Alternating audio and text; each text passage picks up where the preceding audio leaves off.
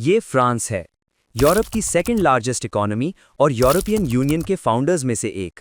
French revolution से लेकर welfare state तक फ्रांस को तवील अरसे तक प्रॉस्पेरिटी और सोशल प्रोटेक्शन का एक मजबूत मॉडल समझा जाता रहा है। एक ऐसा मुल्क जो उम्मीद, इस्तेहकाम और तरक्की की अलामत था। लेकिन आज इस शानदार लेगेसी के नीचे फाउंडेशंस आहिस्ता आहिस्ता हिल रही हैं। फ्रांस कोलैप्स नहीं कर रहा, मगर खामोशी से ड्रिफ्ट कर रहा है। और तारीख बताती है कि यही सबसे ज्यादा खतरनाक मरहला होता है।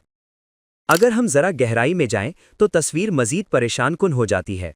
फ्रांस का पब्लिक डेट अब जीडीपी के 113% से ऊपर जा चुका है। बजट डेफिसिट 6% से तजावुज कर चुका है। इंटरेस्ट पेमेंट्स अब इतने बढ़ गए हैं कि वो मुल्क के यूनिवर्सिटीज और रिसर्च पर होने वाले पूरे खर्च से भी ज्यादा हो चुके हैं। अनएम्प्लॉयमेंट अब भी स्टबर्न है। यूथ अनएम्प्लॉयमेंट तकरीबन 18% के करीब है और सिर्फ पेंशन सिस्टम पूरी इकोनॉमी का 14% कंज्यूम कर रहा है, जो यूरोप में सबसे ऊंची सतहों में से एक है। ये नंबर्स सिर्फ स्टेटिस्टिक्स नहीं, ये एक सिस्टम की थकान की अलामत हैं। ये वीडियो आई ओपनिंग है क्योंकि ये उस फ्रांस की तस्वीर बदल सकती है जिसे आप एक स्टेबल, स्ट्रॉन्ग और वेल्दी यूरोपियन पावर के तौर पर जानते हैं। Economic overview. फ्रांस की इकोनॉमी का मसला गुर्बत या अचानक कोलैप्स से शुरू नहीं होता, बल्कि ये स्केल के मसले से शुरू होता है। फ्रांस आज भी यूरोपियन यूनियन की सेकंड लार्जेस्ट इकोनॉमी है। लग्जरी गुड्स, एरोस्पेस, एनर्जी और फाइनेंस जैसे सेक्टर्स में ये अब भी ग्लोबली कंपेटिटिव है।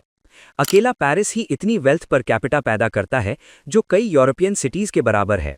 LVMH, हर्मेस और शनेल जैसे ब्रांड्स के जरिए फ्रांस सालाना तकरीबन 75 बिलियन यूरोस की लग्जरी एक्सपोर्ट्स करता है।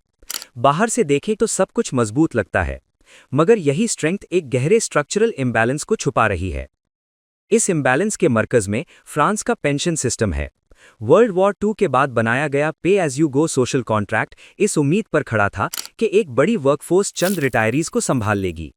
कई दहाइयों तक ये ख्वाब हकीकत रहा। गोल्डन 30 ईयर्स के दौरान बर्थ रेट्स ज्यादा थीं, अनएम्प्लॉयमेंट कम था और तकरीबन 4 वर्कर्स एक पेंशनर को सपोर्ट करते थे। आज वो रेशियो 1.7 पर आ चुका है और हर गुजरते साल के साथ मजीद गिर रहा है। ये सिर्फ एक नंबर नहीं, ये एक वार्निंग है। ये डेमोग्राफिक शिफ्ट दो मुतजाद सिमतों से प्रेशर डाल रहा है। एक तरफ फ्रांस तेजी से एजिंग सोसाइटी बन रहा है। बेबी बूमर्स बड़ी तादाद में रिटायरमेंट में जा रहे हैं। हर साल तकरीबन 800,000 लोग वर्कफोर्स छोड़ते हैं, जबकि सिर्फ 700,000 नौजवान उनकी जगह लेते हैं। नतीजा, एक मुस्तकिल सालाना शॉर्टफॉल जो खामोशी से सिस्टम को कमजोर कर रहा है। दूसरी तरफ फर्टिलिटी में शदीद कमी आई है। 2010 में 833 बर्थ्स थीं, जो 2024 में घटकर 663 रह गईं, तकरीबन 20% की कमी। यानी सिस्टम में कम वर्कर्स आ रहे हैं, बिल्कुल उस वक्त जब ज्यादा रिटायरीज उससे पैसा निकाल रहे हैं। इसके फिस्कल कॉन्सिक्वेंसेस भारी और दर्दनाक हैं। फ्रांस स्पेंडिंग अब फ्रांस की पूरी जीडीपी का 14% खा रही है। ये OECD एवरेज से कहीं ज्यादा और जर्मनी से तकरीबन 28% ज्यादा है। आज का एवरेज पेंशनर एक वर्किंग फ्रेंच अडल्ट से तकरीबन 2% ज्यादा कमाता है। 1970 से अब तक पेंशन्स में 160% इजाफा हुआ, जबकि वेजेस सिर्फ 100% बढ़ी। सादा अल्फाज में, फ्रांस ने एक ऐसी इकोनॉमी बना ली है जहां काम न करने की कीमत काम करने से ज्यादा तेजी से बढ़ रही है। ये हकीकत तल्ख है, मगर नजरअंदाज नहीं की जा सकती। ये दबाव सीधा पब्लिक फाइनेंसेस पर आता है। फ्रांस ने 1974 के बाद से कभी बैलेंस्ड बजट नहीं देखा। आज डेफिसिट जीडीपी के 6% पर है, जो EU की 3% लिमिट से डबल है। पब्लिक डेट तकरीबन 113% तक पहुंच चुका है और अंदाजा है कि 2027 तक ये 120% को छू लेगा। EU का बेंचमार्क 60% है। फर्क साफ नजर आता है।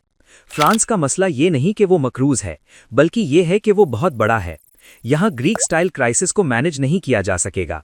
अगर फ्रांस लड़खड़ाया तो पूरी यूरोजोन हिल जाएगी। डेट बढ़ने के साथ इसकी कीमत भी बढ़ रही है।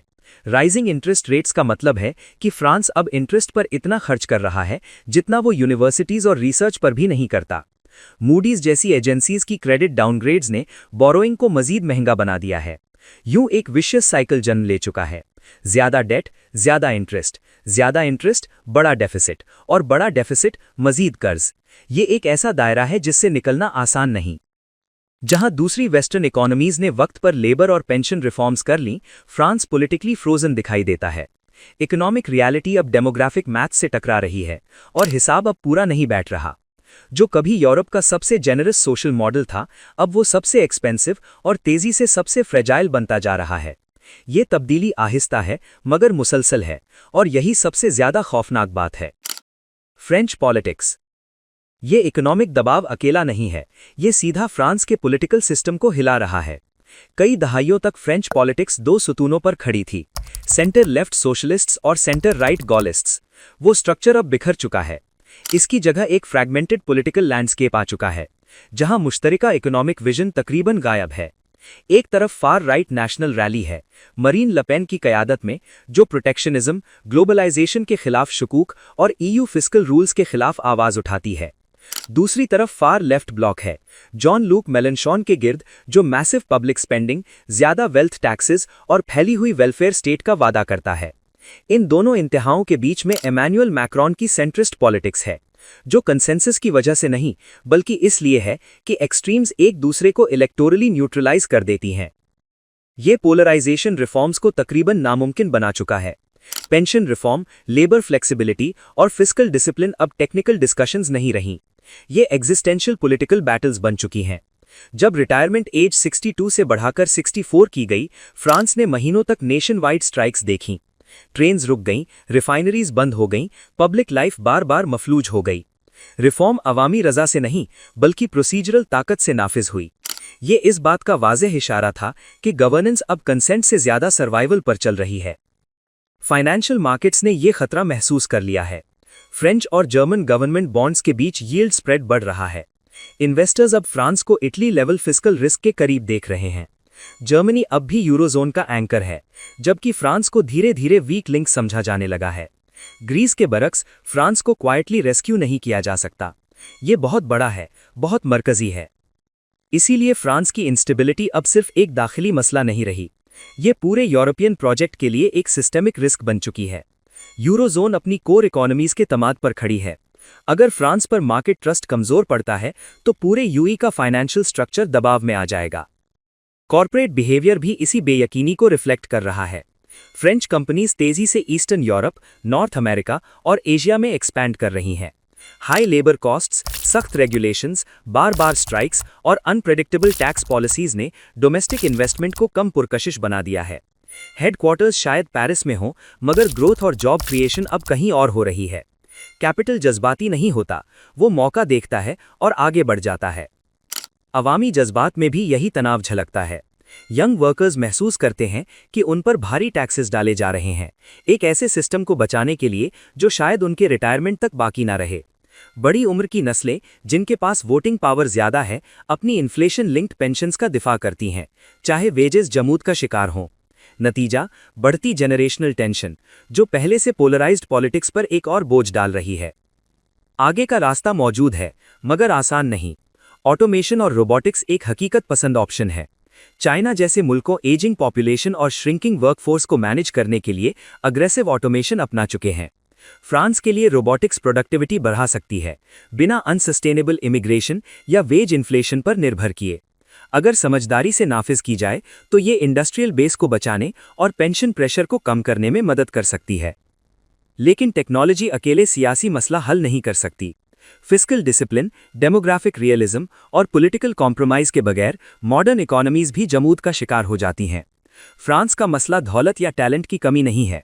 असल मसला ये है कि वो 21st सेंचुरी डेमोग्राफिक्स के साथ 20th सेंचुरी सोशल मॉडल को घसीटने की कोशिश कर रहा है। असल खतरा कोलैप्स नहीं है, असल खतरा खामोश ड्रिफ्ट है। और ट्रस्ट पर कायम निज़ामों में, इंस्टीट्यूशंस पर ट्रस्ट, पब्लिक फाइनेंसेस पर ट्रस्ट और यूरो पर ट्रस्ट, आहिस्ता आहिस्ता होने वाला इरोजन अक्सर अचानक आने वाले बहरान से कहीं ज्यादा तबाहकुन साबित होता है। फ्रांस ने कभी यूरोप को जमहूरिया का सबक दिया था। अब सवाल ये है कि क्या फ्रांस वक्त खत्म होने से पहले खुद को बदल पाएगा?